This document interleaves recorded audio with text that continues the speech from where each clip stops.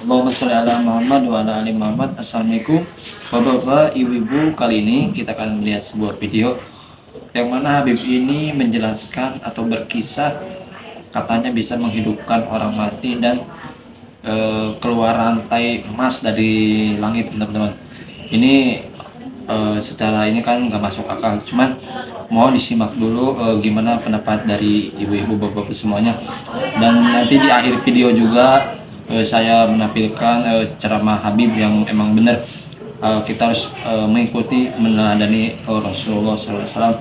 Mohon simak sampai akhir biar gak gagal paham ya, dan berikan komentar yang positif. Oke, kita lihat ke videonya. Abu Bakar bin Salim ini yang menurunkan daripada marga Al-Hamid, Habib Umar Al-Hamid bin Jindan, kita orang bin Hafid, Habib Umar bin Hafid, kemudian Al-Muhdar, Habib Soleh Tanggul Al-Hamid, ya, kemudian Habib Muhammad bin Ahmad Al-Muhdar. Itu keturunan Al-Imam Syekh Habib Bakar bin Salim. Punya anak 13 jadi wali semua. Anaknya beliau 13 jadi wali semua. Ketika beliau meninggal, ini anaknya pamer keramat. Ayo, siapa ini yang kira-kira gantiin Aba? Al-Hamid ngeluarin rantai emas dari langit. Keramatnya Al-Hamid tuh, keluarin rantai emas dari langit sampai ke bumi. Lagi ngobrol sama kakaknya Al-Muhdar nih, Syekh Umar Muhdar. Ayo wahai Syekh Umar Muhdar, lihat keramatannya, nurunin rantai emas dari langit sampai ke depan dia. Ini Habib Syekh Umar Muhdar ketawa doang. Dia bilang sama adiknya, Al-Hamid, coba lihat tuh paling atas siapa? Nggak tahu, ada Syekh Umar Muhdar megangin rantai dari atas. Lebih hebat saya, katanya. Tuh anak-anaknya bagaimana abaknya. Kemudian Al-Imam Al-Faqih Al-Muqaddam Muhammad bin Ali Ba'alawi, ini pongkolnya para ahlul bait Nabi Muhammad. Beliau punya pembantu namanya Al-Imam Syekh Said Al-Amudi. Syekh Said Al-Amudi. Kita jangan bicara Habibnya dulu, jangan bicara majikannya dulu, kita bicara pembantunya dulu, biar kamu tahu bagaimana kedudukan mereka dzurriyyat baginda Nabi Muhammad. Syekh Said Al-Amudi, pembantu Al-Imam Al-Faqih Al-Muqaddam. Beliau sudah meninggal lama. Cintanya dengan keluarga Nabi Muhammad luar biasa. Syekh Said Al-Amudi ini dari bangsa Masyaih, keturunan sahabat atau selainnya, bukan dzurriyyat Nabi. Ketika sudah ratusan tahun meninggal, datang satu habaib ziarah ngucapin salam, assalamualaikum ya Syekh Said Al-Amudi. Ini udah ratusan tahun meninggal nih. Anda tahu apa yang terjadi? Kuburannya kebelah jadi dua. Bangkit itu Syekh Said Al-Amudi sama jasad-jasadnya. Dia katakan, waalaikumsalam warahmatullahi ya ahlul baitur rasulillah. Kemudian diambil tangan itu Habib, dia cium tangan, kemudian akhirnya balik lagi ke kubur, masuk lagi. Itu mereka para aulia, orang-orang yang khidmat dengan keluarga baginda Nabi Muhammad. Syekh Umar Muhdar, anak Al-Habib Abdurrahman As-Sigaf. Jadi Syekh Umar Muhdar ada dua. Yang pertama anak Habib Abdurrahman As-Sigaf. Ini nggak punya anak laki-laki, anaknya perempuan, yang menurunkan nanti dari situ keluarga Al-Idrus. Yang kedua Syekh Umar Muhdar, keturunan tadi Syekh Abu Bakar bin Salim, yang ngeluarin daripada bangsa Al-Muhdar, fam Al-Muhdar, Habib Hasan Al-Muhdar di sini ya, Samarinda. Nah, itu masih keturunan beliau. Al-Habib Syekh Umar Muhdar ini di Hadramut. Beliau itu di kuburannya ini belum meninggal dibilang, saya nggak akan pernah ridho siapapun yang lewatin kuburan saya. Jadi kalau ada burung lewat mati langsung. Saking hebatnya beliau. Sampai akhirnya ada satu habaib doa, Bib, ini nanti Hadramut Tarim akan banyak orang-orang datang untuk mencari ilmu dan berkah. Kalau antum nggak cabut sumpah antum, nanti mereka naik apa ke sini, akhirnya mati. Tolong dicabut. Akhirnya dicabut sampai gini hari, akhirnya nggak terjadi. Dulu itu terjadi. Kalau ada burung lewat, jatuh mati. Syekh Umar Muhdar ini punya anak kecil namanya Aisyah.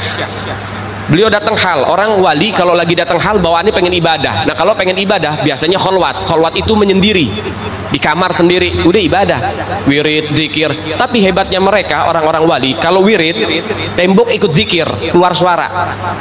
Pahamin deh? Tempat duduk, karpet, kayu, semua itu keluar suara, zikir bareng sama mereka, orang-orang wali. Itu mereka orang wali, orang-orang saleh, kholwat, menyendiri. Datang hal, dia bilang sama istrinya, istri, jangan ada siapapun yang masuk kamar kholwat saya ya, saya pengen kholwat. Iya. Sudah, istrinya masak di dapur. Syekh Umar Muhdar lagi kholwat, lagi baca zikir. Kemudian anaknya masih kecil, masih balita, lari sana lari sini, kemudian tiba-tiba robos masuk ke kamar kholwat. Nah orang wali kalau sudah zikir istighraq, mendarah daging, mendalami sampai lupa apapun, nggak ngelihat apapun. sehingga ketika beliau kaget ada suara orang masuk, langsung dibilang, mut, mati kamu. Seketika itu anaknya kebakar, mati langsung. Sadar daripada Syekh Umar Mohdhar, waduh, anak saya meninggal ini. Dipanggil istrinya, dimarahin. Ana udah bilang jagain, kenapa kamu lepasin begini? Nangis itu ibu. Kemudian tiba-tiba berhenti. Ntar dulu, kita punya pembantu, sini pembantu dipanggil, sini pembantu, khadamah sini pembantu. Ibu, kenapa? Mulai kapan kamu berani berbohong? Kamu ini ikut sama keluarganya Rasulullah, kamu ini pembantunya keluarga Nabi Muhammad, mulai kapan kamu berani berbohong? Maksudnya Bu, dari semenjak anak ini melahir kamu suka gendong, kalau bahasa kita dininak boboin.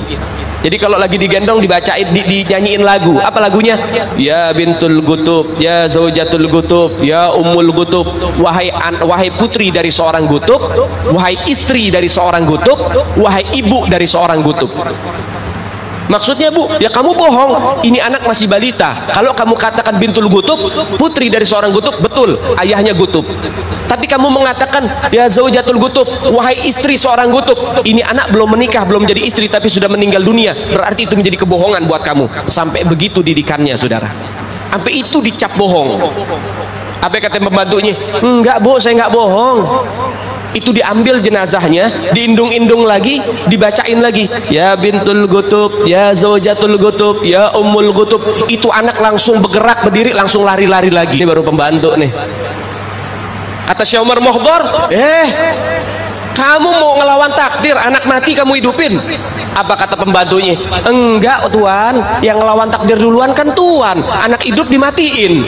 Dia taslim, nyerah satu sama. Ya udah, berarti memang udah takdirnya. Kan tadi hidup, kemudian mati, ya, kemudian sama pembantunya dihidupin lagi. Allahumma shalli ala Muhammad. Ini yang hadir kiai habaib jumlahnya nggak terhitung Bapak Ibu sekalian. Mudah-mudahan Haji Ali Badri yang menjadi penyebab Allah kasih panjang umur, sehat walafiat. Rukun luar biasa. Saya yakin ini yang menggembirakan hati Nabi Muhammad sallallahu alaihi wasallam. Sebab Bapak Ibu sekalian, kita mesti faham, kita nggak akan selamat kecuali kalau ngikutin Rasulullah sallallahu alaihi wasallam. Istajibu lillah walir rasul idza da'akum lima yuhyikum. Bergegas jawab panggilan Allah dan Rasulnya ketika Allah dan Rasulnya mengajak kita untuk apa yang bisa membuat kita hidup, yang membuat kita selamat. At-turuq kulluha masdudah illa man ittaba'a athara Rasul sallallahu alaihi wasallam. Semua jalan menuju Allah tertutup kecuali yang mengikuti baginda Nabi besar Muhammad sallallahu alaihi wasallam. Timbul tanda tanya, Habib, bagaimana kita ikut Rasulullah sallallahu alaihi wasallam sedangkan beliau sudah wafat 1400 tahun yang lalu. Habib, lebih dari 1400 tahun yang lalu. Kalau sahabat enak, Rasulullah asya baina aidihim, Rasulullah hidup di tengah-tengah mereka. Mereka diperintahkan meneladani Rasulullah. Mereka lihat perbuatan Rasulullah. Mereka dengar langsung perkataan Rasulullah. Mereka lihat langsung bagaimana akhlaknya baginda Nabi Muhammad sallallahu alaihi wasallam. Begitu juga tabi'in. Habib, kalau tabi'in enak, mereka bisa ngelihat langsung bagaimana anak didiknya Rasulullah, maka gampang bagi mereka untuk niru Rasulullah. Tapi kita 1400 tahun lebih jarak antara kita dengan Rasulullah. Bagaimana kita betul-betul bisa meneladani Rasulullah? Saudara, Rasulullah sendiri yang mengatakan ada dua pintu kita, saudara. Ada dua pintu kita untuk bisa bersambung kepada baginda Nabi Muhammad sallallahu alaihi wasallam. Yang pertama, Nabi sendiri yang mengatakan di hadis yang sudah dihafal oleh Anda semua rata-rata, innal anbiya lam yuwarrithu dinaran wala dirhaman wa innama warrathul ilmah. Para nabi mereka enggak mewarisi dinar, enggak mewarisi dirham, yang mereka warisi adalah ilmu. Makanya para ulama adalah warasatul anbiya. Para ulama adalah pewaris para nabi, saudara. Tanpa ulama kita nggak akan kenal baginda Nabi besar Muhammad sallallahu alaihi wasallam. Nabi mengatakan, "Shallu kama ra'aitumuni usolli."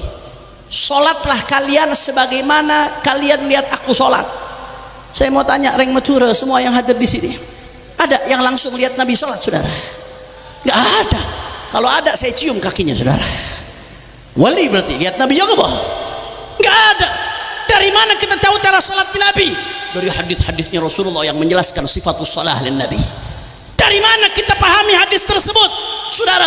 Dari para ulama dengan pemahaman mereka yang musnad, bukan hanya memahami teks hadis, tapi mereka belajar dari gurunya ke gurunya ke gurunya sampai kepada baginda Nabi Muhammad. Saudara, tanpa ulama kita nggak tahu bagaimana sholatnya Rasulullah. Betul. Nabi mengatakan, khudhu anni manasikakum, ambillah kalian dariku cara beribadah, cara manasik ibadah haji. Mudah-mudahan semua yang ada di sini bisa berangkat haji, bisa ziarah Rasulullah insyaallah. Ada yang pernah lihat Rasulullah haji? Gak ada. Sedangkan haji kita nggak sah kecuali kalau neladani Nabi, saudara. Maka dari mana kita belajar cara berhaji Rasulullah?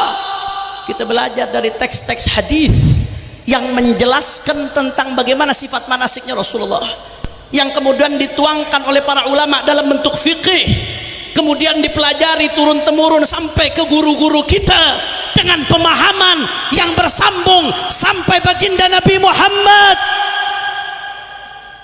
Dan semua bab syariat, saudara, laulal ulama lasaran nasu kal bahaim. Tanpa ulama nggak ada bedanya manusia hidup seperti binatang, saudara. Anda boleh lihat di barat. Di barat sekarang banyak orang yang hidup nggak ada bedanya seperti binatang. Binatang nikah dengan saudaranya. Di barat udah mulai tren saudara nikah saudara, saudara. Bahkan manusia kawin dengan binatang, zoofilia. Kenapa? Karena nggak ada bimbingan syariat. Tidak ada ulama yang bimbing. Tanpa ulama manusia hidup seperti binatang, saudara. Makanya alhamdulillah saya bersyukur. Kenapa? Menjaga umat, menyatakan yang hak itu hak, yang batil itu batil, tidak pernah mundur walaupun nyawa jadi taruhannya, saudara. Takbir, takbir. Alhamdulillah, kita bersyukur sama Allah subhanahu wa ta'ala. Makanya dalam athar disebutkan kun aliman, jadi kamu ulama. Mudah-mudahan yang ada di sini anak keturunannya jadi ulama insyaallah. Kalau nggak bisa jadi ulama, au muta'alliman, minimal jadi santri, belajar sama ulama. Kalau nggak bisa belajar sama ulama, au mustami'an, minimal jadi pendengar nasihat ulama yang baik. Habib, saya sama sekali nggak ada waktu, Habib, sibuk ini sibuk itu, dengarkan nasihat ulama pun nggak sempat. Au muhibban, minimal cinta. Kalau nggak bisa jadi ulama, minimal jadi santri. Tidak bisa jadi santri, minimal jadi pendengar yang baik. Tidak bisa jadi pendengar yang baik, minimal jadi pecinta. Wala takun khamisan fatahlak, jangan jadi yang kelima. Siapa kelima?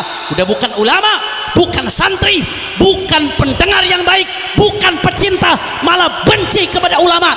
Celaka. Jawab yang jujur, orang benci sama ulama zaman sekarang banyak atau tidak? Banyak atau tidak? Yang ngolok-ngolok ulama, yang ngejek-ngejek ulama di media sosial zaman sekarang banyak atau tidak? Banyak atau tidak? Yang suka merendahkan ulama zaman sekarang banyak atau tidak? Yang suka ngolok-ngolok kiai banyak atau tidak? Hati-hati, fatahlak, celaka, saudara. Nggak bisa jadi ulama, minimal cinta. Tidak bisa cinta, minimal jangan benci, saudara. La ilaha illallah.